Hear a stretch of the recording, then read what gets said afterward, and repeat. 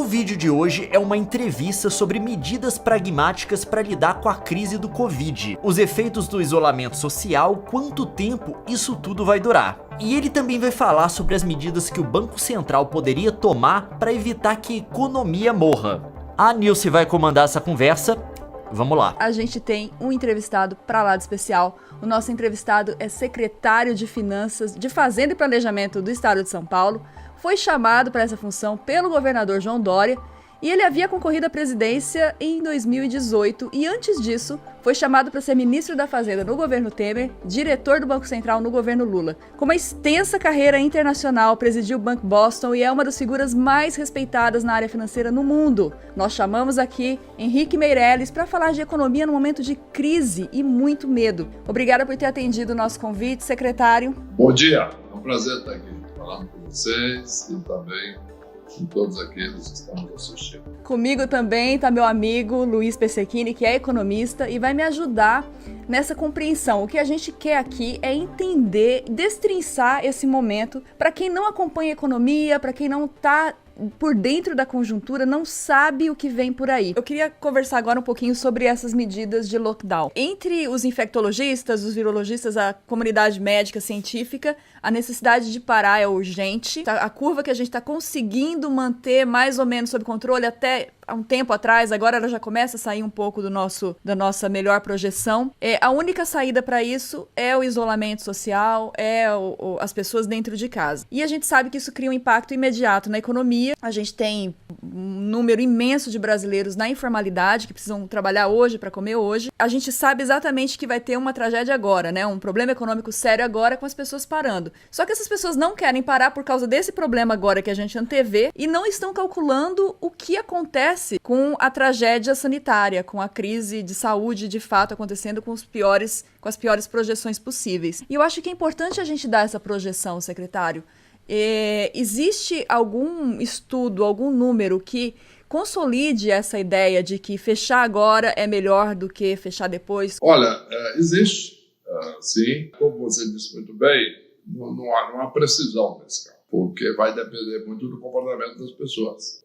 Fazendo, de novo, uma comparação, quando eu enfrentei a crise de 2008 do Banco Central, eu sabia exatamente quais eram as razões. A razão era a falta de dólares, as consequências do que estava acontecendo. Então eu pude mencionar exatamente e prever. Eu previ, olha, essa crise vai durar uns 2 meses. E de fato foi isso, aliás, foi a mais curta recessão do mundo. Naquele momento fomos aplaudidos pelos outros bancos centrais, literalmente mesmo. A maioria do Banco Central aplaudir de pé e tal. Agora não. Por quê? Porque depende da população e depende de outras coisas que você tocou na raiz do problema. Onde é que está o problema maior do Brasil? São exatamente aqueles que trabalham durante o dia para comer de noite. Toda essa população informal, etc. Os trabalhadores formais também, se for despedido, tem um problema grave. Mas vamos concentrar naqueles que estão pior, que é aqueles que ganham, de fato, no dia a dia. Só existe uma solução para isso, num país como o Brasil, que é aí o programa social. Isto é, a renda pode se chamar de renda cidadã, de renda familiar. O governo está chamando de Corona Vuchê. Não sei por que esse nome. Mas, de qualquer maneira, então compete, de fato, ao governo enfrentar esta crise distribuindo recursos para o cidadão e para a cidadã. Eu acho, de fato, um desafio grande, reconheço isso, que é um desafio que foi enfrentado quando começou o Bolsa Família lá atrás, que eu acompanhei de perto. Agora é um problema mais agudo, por causa do tempo, porque nós não podemos viver nesse drama. Tá, então o que é pior? Se todo mundo morrer do vírus ou arriscar morrer de fome? Calma. Então, nós vamos resolver o problema. Primeiro, proteger as pessoas do vírus, para morrer, e senão é um problema grave, vamos falar sobre isso em seguida. E, ao mesmo tempo, permitir que aqueles que não têm condições de se alimentar, que não estão empregados, que trabalham ali no dia a dia na rua, por exemplo, esses aí que recebam o recurso do governo. A questão aqui é como chegar na mão dele. E aí tem esse desafio enorme de, não, vai usar aplicativo, mas para isso você precisa ter um celular, como é que faz? Ou não, se não tem, então vai na agência da Caixa Econômica. Aí, perigo que entra aquela aglomeração enorme na porta da agência, todo mundo se espremendo lá na fila, acaba se contaminando. Então, de fato um desafio enorme, que aí teria que se criar redes de distribuição disso, que vai além das agências de algum banco, da Caixa Econômica, não sei o quê. Teria que espalhar o máximo possível para que essas pessoas pudessem se cadastrar, se registrar e retirar, né? Porque essas pessoas, é aí que é um bom problema. Nós estamos falando que não se usa mais a moeda em termos, né? Porque se usa cartão de crédito, conta bancária, aqueles mais conservadores, o cheque, tudo isso é verdade. Agora, essas pessoas mais pobres ou do mercado informal não tem isso, muitas vezes. É dinheiro mesmo, é nota mesmo. Elas têm que receber isso para comer. Então, nós temos que criar exatamente esses programas e como eu já dizia há muitos anos, 50% do sucesso de uma ação, né, de um programa como esse, por exemplo, é a estratégia. Entregar R$600 na mão de cada pessoa necessitada que está no mercado, que não tem emprego. Então, por isso que é boa, estratégia. 50% é execução. Como é que isso vai chegar na mão das pessoas? E aí é um desafio de administração. Resumo da obra. Nós temos que, em primeiro lugar, proteger a vida das pessoas. Porque se nós deixarmos preocupados em excesso com a economia agora, as empresas reclamando, empresário tal, preocupado, reclamando, etc., o que acontece? Empresário querendo reabrir logo as lojas, etc., o que acontece? Nós podemos ter uma expansão desmedida aí da doença. Existem previsões aí que os contaminados podem chegar a 500 mil casos no Brasil. Isso tomando um cuidado relativo, aí, um certo cuidado. Pode ser menos. Com muito cuidado pode chegar, já vi estimativas até 200 mil casos em São Paulo. Podemos contaminar, podemos diminuir isso, que é um esforço grande que está fazendo o governo de São Paulo. Agora, pode acontecer muito mais. Algumas estimativas, já vi gente falando com tranquilidade, não, quando contaminar 70% da população, 70%, são 140 milhões de brasileiros contaminados e a taxa de morte, de letalidade no Brasil está acima de 4%. Imagine isso. Nós estamos falando o quê? De 6 milhões de mortos? Não vai chegar lá. Não. Então, nós temos que enfrentar esse problema, tomar essas medidas. Primeiro, preservar a vida dos brasileiros, das brasileiras, das pessoas. Dar condições, através, como, por exemplo, desse auxílio, essa renda cidadã, para aquelas pessoas que não têm emprego, que não têm nada, que são trabalhadores informais, a economia para, não tem ninguém na rua, não tem nada para que esse receba o recurso para poder manter a sua vida. Então, ele foi preservado do vírus, mas tem que ser também recurso à alimentação. E depois proteger as empresas e os trabalhadores. A Inglaterra fez um sistema interessante. O país tem recurso. Eles sabem o seguinte, olha, a empresa que colocar o trabalhador em disponibilidade, porque diminuiu as vendas, mas manter o trabalhador na folha, o governo paga até 80% do salário. Porque no Brasil, o governo está oferecendo um empréstimo para as empresas. Está ok, não é exatamente a mesma coisa, mas pelo menos permite passar a crise. Só que a empresa, além dos trabalhadores, tem que preservar os trabalhadores, recebendo pelo menos uma grande parte do seu salário, ou a maior parte, tudo, idealmente. Por outro lado, temos que preservar as empresas com a queda de vendas para que essas empresas não quebrem durante a crise. E aí nós temos um problema. Aí tem todos esses programas aí de empréstimos às empresas, etc., para ajudar a passar a crise. Se tudo isso tiver sucesso, nós vamos ter o menor número possível de contaminados e o menor número possível de mortes. Apesar que, mesmo assim, é uma tragédia. Você está vendo os Estados Unidos da América, país super organizado, já está com quanto? Quase 400 mil contaminados. Já 500 mil já, e crescendo todo dia, geometricamente. Então, é um negócio, isso nos Estados Unidos, tá? Com isolamento, etc.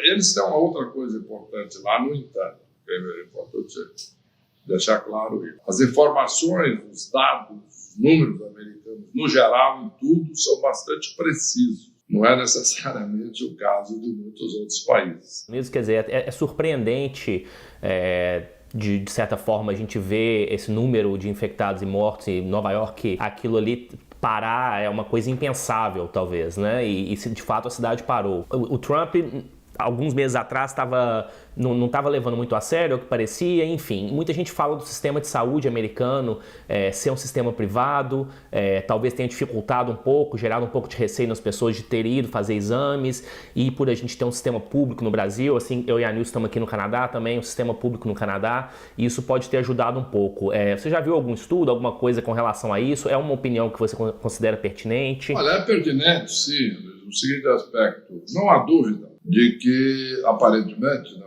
pelo menos nas declarações públicas, o presidente Trump aparentemente atrasou um pouco de reagir fortemente. Ele demorou um pouco aí naquela expectativa de muito político que vai dar tudo certo, não tomar as medidas duras, imediatamente ficar na expectativa de que tudo vai se resolver sem tomar um remédio. Aquela história do remédio forte, às vezes, que você tem que tomar. O doença fala, não vou tomar não, porque na expectativa de que vai dar tudo certo sem o remédio. Mas, às vezes, é preciso tomar o remédio. De fato, parece que houve uma hesitação nos Estados Unidos, e agora não. Agora já estão com todas as medidas. Inclusive, eu vi um estudo muito interessante, também americano, mas da gripe espanhola, de 1918. Comparou diversos estados americanos e mostrou o seguinte, que lá, inclusive, principalmente naquela época, as decisões eram muito estaduais. Que aqueles estados americanos que tomaram as medidas mais duras de isolamento no início da gripe foram aqueles que se saíram melhor. Primeiro, no número de contaminados e mortos. E segundo, na economia. Porque o pior que pode acontecer, agora você fala, por exemplo, a grande discussão aqui, usando aqui a linguagem econômica do Luiz aí, é o seguinte, a recuperação vai ser em V, isto é, a crise, ela cai e começa a crescer logo, vai ser em U, isto é, ela cai, fica embaixo um pouco, depois sobe, ou pior de todas, em W. Primeira onda, segunda onda, uma terceira. Nós temos que evitar isso a qualquer custo. Então, os estados americanos que se deram melhor foram aqueles que adotaram medida muito dura, o mais rápido possível. Esses não só tiveram o menor número de contaminados e mortos, mas também foram aqueles que, em função disso, puderam fazer a recuperação econômica mais rápida. Se você tem uma epidemia que vai crescendo, no primeiro momento a pessoa não está ligando, não está preocupada, não vai ter problema nenhum, eu vou lá, etc. Mas na hora que começa a bater no amigo, parente, ou ele próprio, ou ela própria, o negócio começa a ficar diferente. Então, se essa pandemia vai espalhando, não tiver medida de contenção, aí que nós vamos ter uma depressão econômica. Então, nós temos que conter a pandemia, preservar a vida das pessoas, proteger as pessoas e as empresas, enquanto isso, que a atividade econômica cai mesmo, mas aí, quando controlou-se a pandemia, a economia pode crescer rapidamente. É essa visão mesmo, porque as pessoas tendem a pensar em números e não se pensa na consequência disso. Falando friamente, a gente tem uma redução do mercado consumidor interno, a gente tem uma redução da nossa capacidade produtiva, a gente tem todo o impacto do trauma que essa situação já é um extremo, mas se ela for ainda mais acirrada, ela vai causar na população. Isso pode levar a gente a uma paralisia, de fato. E eu vi um estudo também mostrando o efeito da gripe espanhola na economia. Ele se arrastou pelo mundo durante 2 décadas. E a gente está falando de um mundo que era muito menos interligado que o nosso. Numa situação extremada, a gente vai ter que talvez enfrentar esse trauma por muito mais tempo. Exatamente. E isso é que nós temos que evitar, porque essa é a desvantagem e a vantagem. Qual é a questão que você tocou no outro ponto crucial? Que é o seguinte, vantagem ou desvantagem no início, é que hoje a contaminação ela se espalhou muito rápido. O primeiro contaminado de São Paulo, por exemplo, foi um cidadão, aparentemente, primeiro foi um cidadão que foi a Milão, e veio de Milão para São Paulo, lá em Milão foi contaminado, chegou em São Paulo, uma pessoa. E aí a contaminação começou, e depois outros também chegaram. Então, a viagem aérea, o transporte, seja o transporte de avião, seja de outro, seja de automóveis, pessoas circulando, metrô, ônibus, tudo isso gera uma capacidade de transmissão muito grande. Não é à toa que São Paulo é onde tem mais contaminado do país, tem mais gente junto. Nova York, nos Estados Unidos, muita gente junto. Então, Milão, na Itália, por exemplo, o prefeito de Milão, inclusive, teve a humildade e a dignidade de confessar o erro. porque ele inicialmente adotou o lema Milão não para. Ele era contra a quarentena, o tempo que estava, Milão não para. Depois ele falou, isso foi errado, porque aumentou muito a contaminação, o número de doenças e mortes. E aí a economia sofreu mais também. Em resumo, nós temos que enfrentar o problema da maneira... Hoje em dia, por quê? Porque a contaminação é muito mais rápida pelo transporte, etc. Por outro lado, a informação, você tocou no outro ponto muito importante, a informação também é muito mais rápida, como nós estamos fazendo aqui. E nós ficamos sabendo quase que imediatamente quando começou esse problema na China, em Wuhan. A grande comparação é sempre feita. Na crise espanhola, não só se espalhava mais lentamente, mas também o combate à informação era muito lento. As pessoas não sabiam o que estava acontecendo, porque não tinha nem rádio. As informações viajavam a cavalo. Agora nós temos, de um lado, uma contaminação mais rápida, de outro lado, a possibilidade de combater e de informar, o que talvez seja mais importante. Que a gente possa se agarrar às informações e não às desinformações, que também correm Exatamente. muito rápido e são a nossa luta. Secretário, recentemente li uma entrevista do senhor defendendo uma medida que ela é polêmica na internet por ser um tabu econômico, né? Eu lembro que eu aprendi que não se emite dinheiro e essa é a proposta agora para esse momento. Por que nessa situação o senhor, que tem experiência e posições bem austeras com relação à economia, defende essa medida? O Banco Central de qualquer país, ele não atua numa direção só. Ele atua em duas direções. Tecnicamente, o Banco Central pode fazer são medidas contracionistas, isto é, medidas que controlam o crescimento da economia. Por exemplo, quando o Banco Central sobe a taxa de juros, Selic, ou, por exemplo, quando o Banco Central aumenta os depósitos compulsórios dos bancos, isto é, recolhe dinheiro dos bancos e fica depositado no Banco Central, ele enxuga os recursos, enxuga a liquidez da economia. Ou existem momentos, quando a atividade econômica está baixa, quando o país não está crescendo o suficiente ou está em recessão, quando o Banco Central faz o contrário, corta a taxa de juros e o Banco Central muitas vezes libera compulsório dos bancos, fazendo com que o dinheiro seja injetado na economia. Portanto, é uma atividade normal de Banco Central. Fazer uma política de contenção contracionista ou uma política expansionista. Todas as vezes em que o Banco Central corta a taxa de juros ou ele diminui os compulsórios, ele está emitindo moeda, ele está gerando moeda. Todas as vezes em que o Banco Central aumenta a taxa de juros ou aumenta o compulsório, ele contrai os chamados meios de pagamento, a base monetária. Em crises de grande magnitude, o Banco Central pode fazer uma outra coisa, que é injetar recursos diretamente na economia, fazer mais do que simplesmente liberar dinheiro dos bancos que estão depositados no Banco Central. O Banco Central gerar recursos novos, que chama-se, evidentemente, uma expansão da base monetária tecnicamente. E isso irriga a economia quando a economia está precisando de recursos, quando ela está numa recessão. Por exemplo, nos Estados Unidos, isso aconteceu, foi a primeira vez em que isso aconteceu em larga escala.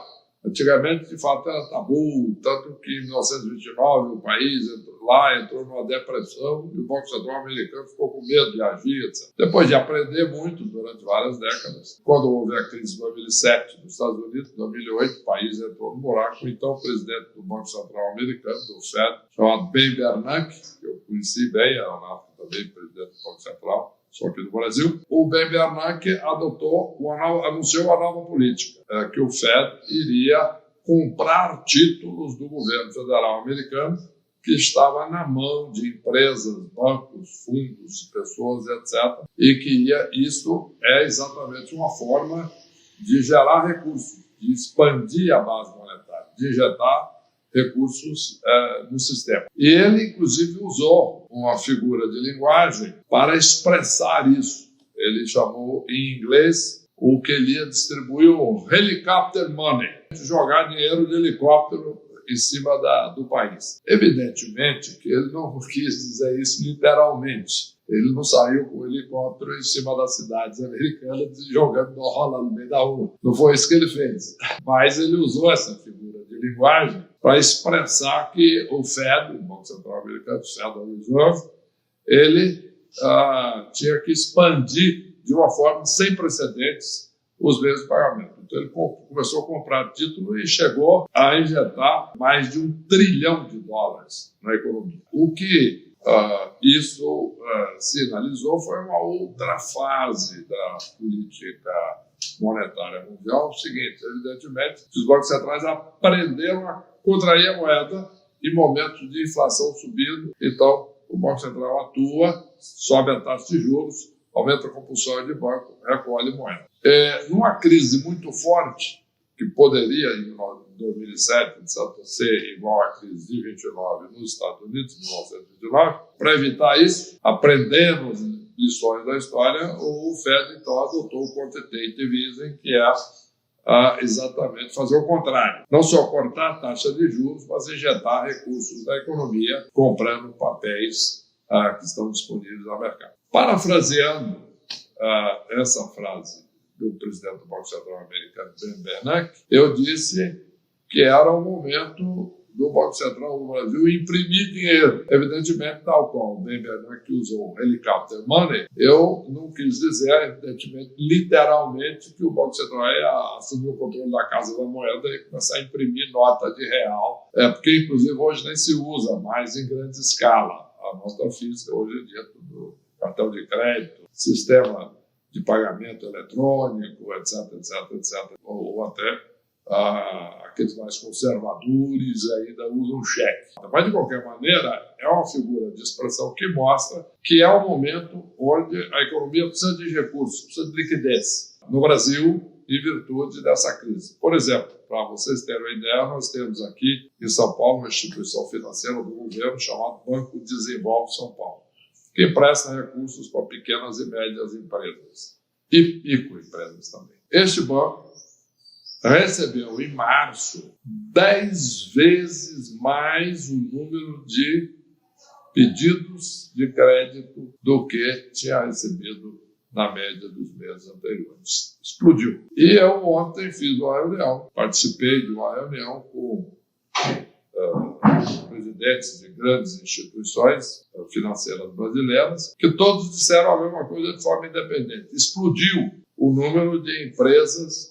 que estão precisando de dinheiro. E os bancos, cada um preocupado com as suas perdas possíveis, etc., então não estão, digamos assim, tendo a possibilidade de dar vazão a tudo isso. Então, qual é a solução? A solução, na realidade, ela já foi proposta pelo próprio governo, naquilo que está sendo chamado de orçamento de guerra. É um projeto de emenda constitucional, basicamente, e esse projeto de emenda constitucional, entre várias coisas, ele permite que o Banco Central do Brasil compre carteiras de crédito dos bancos diretamente. Em vez de injetar recursos nos bancos, como ele fez ao invés de liberar compulsório, o Banco Central já fez isso, já emitiu moeda, 40 bilhões de reais, colocou no Tesouro, o Tesouro colocou no BNDES, o BNDES repassou para o sistema financeiro. Só que é um canal um pouco complicado, um pouco lento e demorando um pouco a chegar na ponta, e isso os bancos têm uma dificuldade porque eles têm que assumir um risco que muitas vezes pode ser muito grande. E esse é o momento do governo entrar. Essa emenda constitucional que já está no Senado, proposta pelo governo, ela já prevê que o Banco Central do Brasil vai ser capaz, vai ter o poder de comprar diretamente carteiras de crédito e, com isso, injetar recursos diretamente, como faz o Banco Central americano ou, eventualmente, o Banco Central europeu. É exatamente aquilo que eu descrevi quando eu falei, usando aí, parafraseando o ex-presidente do Banco Central americano, falei, vamos imprimir dinheiro ao invés de usar a expressão americana de jogar dinheiro no helicóptero. Agora, o timing é muito importante, né? Assim como a crise sanitária vai se agravando, empresas vão fechando. O que o senhor está achando do ritmo disso, de medidas a serem tomadas? É um risco altíssimo. É um risco altíssimo.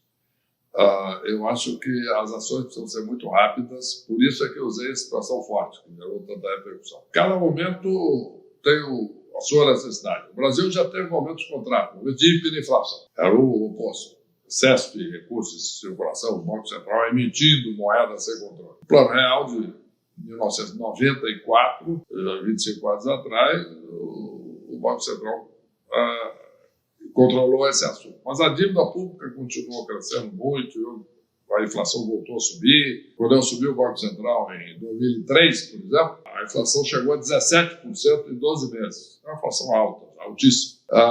E controlamos a inflação. Esse era o grande desafio na época. O problema agora é outro. A inflação está abaixo da meta. A atividade está mergulhando. Então, respondendo a sua pergunta, já tem economistas muito competentes, etc., que já estão prevendo uma queda do PIB, do produto brasileiro, esse ano de cerca até 6%. É muito. E isso significa uma queda no segundo trimestre maior. É uma queda no segundo trimestre, depois uma recuperação no terceiro e quarto, que significa que nós podemos ter uma queda enorme agora nos meses de abril, maio e junho. E isso oferece um risco enorme para as empresas, né? Por isso é que eu recomendei a adoção de medidas mais fortes. Eu, inclusive, acho que é um papel agora importante dos senadores de aprovar esse projeto, que dá ao Banco Central essa possibilidade. É importante que o Banco Central tenha a disposição para fazer isso, tenha a visão para fazer isso e, portanto, nós não tenhamos algo que é grave. Nós temos uma crise, como você disse, uma crise sanitária, uma crise criada por uma doença gravíssima, perigosíssima. Já temos um número de contaminados aí também muito grande. Isso está crescendo exponencialmente. Não tem ainda muita perspectiva de controle. Aparentemente, isso foi controlado na China e na Coreia do Sul. Temos que evitar que, a hora que se controlar a crise sanitária, a crise de saúde, nós entremos aí numa recessão econômica maior. Por quê? Porque as empresas do Parque Produtivo Brasileiro foram desmanteladas. Vamos ter que preservar o Parque Produtivo Brasileiro. É fazendo isso que eu estou dizendo.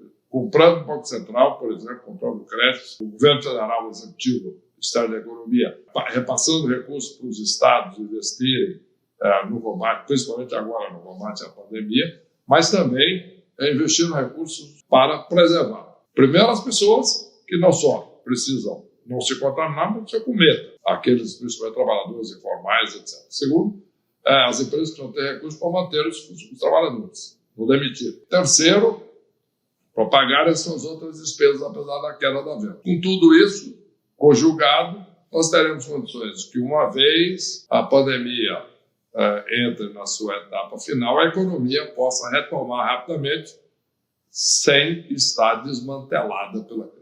Agora, secretário, eu queria aproveitar um gancho aqui da sua resposta. Enfim, eu li bastante a entrevista que você deu com a Nação Imprimir Dinheiro, entendo a questão da expansão da base monetária. Eu acho que há um certo consenso aí dos economistas globalmente de que isso é necessário. O presidente do Banco Central deu uma declaração razoavelmente contra isso, disse que ele não concorda tanto, que isso seria ruim para a taxa de juros. Ele não explica exatamente o quão ruim ou por que isso seria ruim. A gente vive um regime de metas inflacionárias, ou seja, a meta do Banco Central é, de fato, controlar a inflação via taxa de juros. Ao mesmo tempo, ele fala que existe uma questão de aumento de taxa de juros para a empresa, obviamente por aumento no risco de default, no risco de crédito, mas a gente sabe que esse não é o único componente da taxa de juros. Ou seja, esse orçamento de guerra, ele poderia vir a campo para poder ajudar a redução da taxa de juros e ampliar a oferta de crédito. Essa seria uma primeira questão. E a segunda questão é, quando ele fala que isso seria ruim para a taxa de juros, o que exatamente ele quer dizer com isso? Ao que me parece é que o limite da política de meta de inflação, ela chegou ao seu limite. A gente precisa tomar outras medidas. É isso mesmo? A gente chegou num ponto no qual simplesmente o arroz com feijão não funciona mais. Olha, são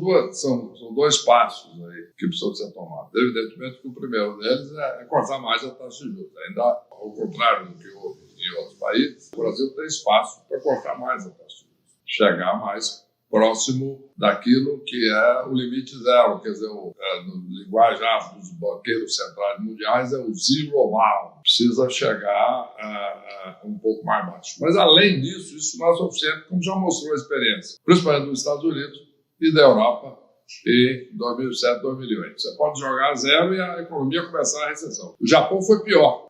O Japão entrou em deflação, se lembra disso, na década de 90. O país entrou numa espiral de contração, aí o que acontece? Os preços começaram a cair. Fala, mas isso é bom. Não é bom. Não é bom pelo seguinte, os preços estão caindo, o consumidor tende a adiar a compra. Ele falou, peraí, eu vou adiar um pouco, porque o mês que vem vai estar mais barato, daqui uma semana vai estar mais barato. Então, o que acontece? Ele não compra. Ele não comprando, a recessão acentua. A recessão acentuando, você não consegue incentivar a economia. E o Banco Central japonês está amarrado nas teorias tradicionais, na década de 90. 10 anos depois é que o FED introduziu, e depois o próprio Banco Central do Japão adotou também a injeção direta de liquidez no mercado. Por quê? Porque os juros estão subindo por duas razões, porque aí nós entramos num ciclo vicioso. Uma razão porque o número de pedidos de crédito, as vendas caíram, as empresas precisam tomar mais crédito. Então, você chega a um banco, se antes você recebia lá, por exemplo, um banco grande, 200 mil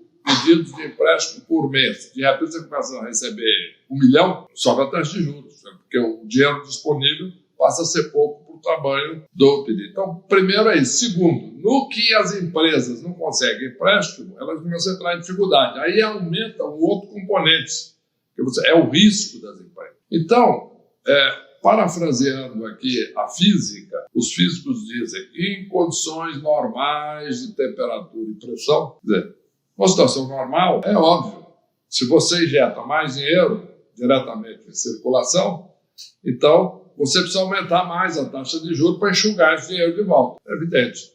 Agora, o problema é que quando está faltando recursos, aí você não vai precisar de enxugar de volta, aí não vai aumentar a taxa de juros. Essa é a experiência internacional, que o Brasil ainda não experimentou com isso, porque isso no Brasil é novo, essa situação que nós temos agora, que, aliás, foi conquista do Banco Central de vários anos aí, que antes nós só tínhamos experiência de inflação baixa, não tínhamos experiência de inflação baixa. E aí, Luiz, é o seguinte, nós perdemos um pouco no Brasil a noção da meta de inflação. Meta de inflação, ela tem um intervalo de tolerância para baixo e um para cima. Mas uma meta é para ser seguida. Ela não é um limite superior. Não é assim. Se estiver acima da meta, está ruim. Se estiver abaixo da meta, está bom. Não, está não. Então não é meta. A inflação tem que estar na meta. Se você está com ela abaixo da meta, significa que você tem que tomar medidas, injetar liquidez para a inflação subir para a meta. O Banco Central Europeu, inclusive, fez uma mudança, parece sutil, mas foi importantíssima. Exatamente por isso. Quando ele foi criado, ele tinha lá a norma, o Banco Central, o mandato do Banco Central Europeu era uma inflação até 2% ao ano. Bem mais baixa do que se prevalece no Brasil. Não hoje, hein? Nós andamos próximo disso. Depois eles mudaram isso, porque eles perceberam que isso era um rolo, era um erro. Porque então, 1 tá bom, 0 tá bom. Não. É 2 ou não é 2? Então eles mudaram para dizendo, é em torno de 2, próximo de 2, pouco acima, pouco abaixo, ou 2, porque é difícil ser absolutamente preciso. Então, é exatamente esse o conceito. Nós estamos com a inflação abaixo da meta, portanto, há espaço não só para isso, mas há espaço sim para injeção de recursos. Agora, para esclarecer minha audiência, que nesse momento eu tenho certeza que está se perguntando de onde vem esse dinheiro. Porque a gente ouve o tempo todo o governo dizendo que não tem recursos, que não existe dinheiro, que é preciso enxugar, e agora a gente vê a necessidade dessa injeção. E as pessoas confundem achando que esse dinheiro vem das nossas reservas, que também não deveriam ser tocadas. Como explicar isso para o público entender? Olha, são duas coisas. As reservas, é um bom ponto, e eu acho o seguinte, as reservas internacionais, elas não são reservas internacionais em reais, isto é, na moeda nacional. Elas são reservas porque elas são dinheiro, caixa, que o Banco Central tem depositado no exterior em dólares ou euros. É a moeda externa, onde o Banco Central brasileiro não pode criar a moeda. Quem pode criar o dólar é o Banco Central americano. Quem pode criar o euro é o Banco Central Europeu. Isto é, não existe uma quantidade fixa de dólares no mundo. Quando o FED aumenta a taxa de juros, ele diminui um pouco. Quando ele diminui a taxa de juros, ele aumenta. Quando ele compra títulos no mercado, ele aumenta a quantidade de dólares. Então, as reservas internacionais é uma reserva em dólar. Não tem nada a ver com o que nós estamos falando. Previne crises externas, crises de falta de moeda estrangeira, dólar principalmente, para pagar as obrigações brasileiras, importações, empréstimos, viagens brasileiras, etc, etc. Agora, de onde vêm os recursos? O Banco Central, ele tem a capacidade contábil de emitir moeda. Antigamente era imprimir moeda, né? Isso, quem fez isso em larga escala, ficou famoso na história do Brasil, foi inclusive um grande advogado, mas que não entendia nada de economia, foi Rui Barbosa. Rui Barbosa foi ministro da Fazenda do Brasil no início lá do século XX. E ele fez o que se chamou na época da derrama. Ele, de fato, mandou imprimir, mas era na máquina mesmo, era impressão de nota. E gerou inflação, foi um problema. Por quê? Porque isso não gera crescimento, gera só inflação. A não ser que esteja faltando moeda, aí você tem que calibrar. Só que, com o tempo, isso não é mais feito na nota, mas é feito contabilmente. O Banco Central pode creditar recursos, por exemplo, na conta dos bancos, ou tirar recursos da conta dos bancos, ou, como nós estamos falando agora, se for aprovado o orçamento de guerra, ele pode comprar carteiras de crédito e pagar em dinheiro. De onde é que surgiu esse dinheiro? O Banco Central tem capacidade de criar dinheiro. Qualquer Banco Central tem essa capacidade, na sua própria moeda. Por que ele não faz isso o tempo todo, então? Porque se ele criar acima da capacidade produtiva do país, isso aí sim gera inflação. Esse é o segredo. Quando eu subi o Banco Central lá atrás, estava a inflação. Eu tive que fazer o quê? Diminuir exatamente a quantidade de dinheiro, aumentando a taxa de juros, aumentando o compulsório, recolhendo dinheiro nos cofres do Banco Central. Os preços aí baixaram, mas baixaram de acordo com a capacidade produtiva do país. Você tem que calibrar. Só que agora o Brasil está em recessão. Esse é o problema. O dinheiro está empossado. Então nós temos que injetar. Falando das reservas rapidinho, eu acho que é um bom ponto. Eu acho que assim, o ministro Henrique Meirelles então conseguiu unir o Brasil nesse sentido de esquerda e direita, enfim, de lulistas e não lulistas, né, no sentido de que todo mundo concorda que isso foi uma política excelente para o Brasil, que ficou aí uma herança benigna para o país. Hoje a gente chegou a ter acho que 370 bilhões de dólares em reservas, hoje a gente está por volta de 350. O ministro Paulo Guedes já falou algumas vezes na possibilidade de vender essas reservas e usar elas numa situação de crise ou enfim, na situação atual. Eu já li alguma coisa do senhor, se não me engano, dizendo que não é simples assim, que essas reservas, ou seja, não basta vender, trazer reais e gastar, não é exatamente assim que funciona, esse é um ponto. E o outro ponto também é o risco, obviamente, de ataque especulativo que a gente pode sofrer, se a gente reduz essas reservas demais, o câmbio acaba perdendo o controle e daqui a pouco o FMI pode até estar de volta no Brasil. Qual o risco que você enxerga para isso na atualidade e se isso é de fato uma política que deve ser usada? E eu queria só complementar essa pergunta do Luiz para a gente traduzir isso no risco em emprego, né? O que essa especulação pode gerar na nossa indústria, nos nossos empregos, para a pessoa que não é investidora. Vamos falar primeiro de reservas. O problema da reserva é que ela é em dólares. O Banco Central pega um dólar que está depositado lá no exterior e vende aqui no Brasil. Alguém compra esse dólar. Bacana. Mas não vai gastar esse dólar no Brasil. Vai fazer o quê? Vai pagar alguma coisa no exterior, vai guardar esse dinheiro lá fora. Se alguém compra dólares, não é para chegar e comprar um automóvel ou comprar um quilo de arroz.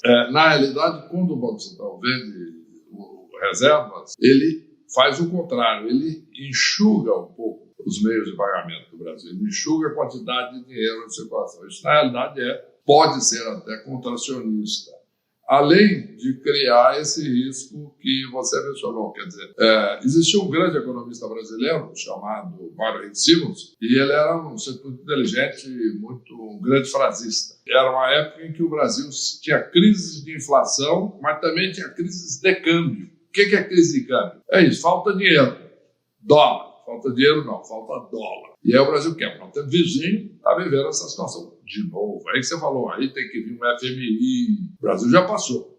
Aliás, quando eu assumi o Banco Central, depois de alguns anos, eu tive a grande satisfação de assinar um cheque pagando e nos vendo livre do FMI. O Brasil devia 30 bilhões de dólares ao FMI e vinha aí economistas ou funcionários do FMI para dizer aqui o que o Brasil precisava fazer. Não pagamos o FMI, nos livramos disso. Mas o dólar serve para cumprir as nossas obrigações no exterior. Então, naquela época, o Mário Henrique Simons então dizia, olha, a inflação aleja e o câmbio mata. O que ele quis dizer com isso? A taxa de câmbio não. O câmbio era a falta de dólar. Porque o dólar você não pode criar. Então o país quebra. O país fica sem condições de importar. Isso aí a indústria começa a parar, porque tem muita coisa importada na economia. Ou começa a faltar coisas fundamentais. Então o que acontece? Ele dizia, a inflação aleja, o câmbio mata. Isso o Brasil se livrou. O Brasil se livrou do problema cambial com as reservas, que agora nem se fala, nem se pensa mais nisso. Tem reserva lá, ninguém pensa isso. Segundo, no caso da inflação, também ela, não tanto quanto as reservas, mas ela hoje já, no momento, pela primeira vez em muitos anos, resultado do bom trabalho do Banco Central durante muitos anos, ela pela primeira vez no Brasil, ela está abaixo da meta, consistentemente. Então tem espaço, sim, para subir, porque inflação boa é inflação na meta. Então nós temos uma combinação de inflação abaixo da meta e a economia indo para baixo, correndo o risco de mergulhar. Então é a situação igual a dos Estados Unidos, onde o Fed vamos fazer o chamado, traduzido, o relaxamento quantitativo. O que é isso? Gerar recursos, comprar títulos no mercado, injetar recursos na economia, evidentemente até atingir o equilíbrio para não gerar inflação. Sobre as reservas, o senhor teme que elas sejam esgotadas, vendidas? Isso é um risco que a gente corre? A gente já viu, só complementando aqui, secretário, a gente viu o governo, o Banco Central entrando até no mercado spot, etc., para poder equilibrar, chegando a ser, acho que o volume de 2 bilhões por dia ou alguma coisa assim. Olha, isso é um risco? Nós estamos muito longe disso. Quando nós enfrentamos a crise de 2008 aqui no Brasil, e foi uma crise basicamente por falta de dólares, porque os bancos americanos entraram em colapso, cortaram as linhas de crédito do Brasil e linhas de financiamento de exportação e importação. Todos os financiamentos em dólar no país, isso representava uns 20% do total do crédito no Brasil. A economia brasileira entrou em colapso por falta de dólares. Felizmente, nós já tínhamos construído as reservas. Então, eu me lembro que nós entramos na crise com 208 bilhões de dólares de reserva. E isso foi suficiente. Depois disso, nós subimos. Quando eu saí do Banco Central, estava próximo de 300, subiu mais ainda. Depois disso, chegou a 370, como você mencionou, hoje está 350. Eu acho que há espaço, não há um risco. Não vejo grande vantagem em sair vendendo reserva agora, não. Esse risco, estamos longe dele. Eu acho que tem um bom espaço ainda para o Banco Central intervir no mercado, vender alguma reserva, vender algum mercado futuro, sem grande problema, se for necessário. Eu não acho, apenas entrando no outro assunto, que é um assunto importante também, as pessoas perguntam se o Banco Central deve entrar vendendo dólares quando a taxa de câmbio subiu muito. Não é papel do Banco Central em nenhum lugar controlar a taxa de câmbio, quanto é que vale o dólar. É papel do Banco Central, isto sim, controlar de novo o bom funcionamento do mercado, a liquidez. Se está faltando, se o mercado está seco, está faltando dólar, ou está enxurrada de dólar, aí o Banco Central tem que ou vender dólares para equilibrar o mercado, ou comprar dólares se tem a enxurrada. Mas nunca tem enxurrada, tem? Já houve tanto que nós assumimos depois. Primeiro estava faltando, conseguir juntar dólares, vender, gerar saldos comerciais. O Brasil se organizou, controlou a inflação, os investimentos. Nós pagamos FMI e continuamos a acumular dólares, estava entrando dólar todo dia. Então, o que compete ao Banco Central garantir o bom funcionamento do mercado, que ele não esteja seco, nem tenha enxurrada de dólar. Então, o funcionar, aí o mercado vai precificar da maneira correta o valor. É uma dança, tem que saber ter o compasso direitinho. É isso aí. Eu quero agradecer muito a sua presença aqui com a gente, viu, Henrique Meirelles, e ao meu colega Luiz. E eu espero que essas informações tenham surtido algum efeito aí para quem está ouvindo. Muito obrigada, gente. Obrigado a vocês e eu também espero. Estamos todos aprendendo. Muito obrigado. Obrigado, Nilson. Obrigado, secretário. Obrigado. Até mais. Obrigado. Gente.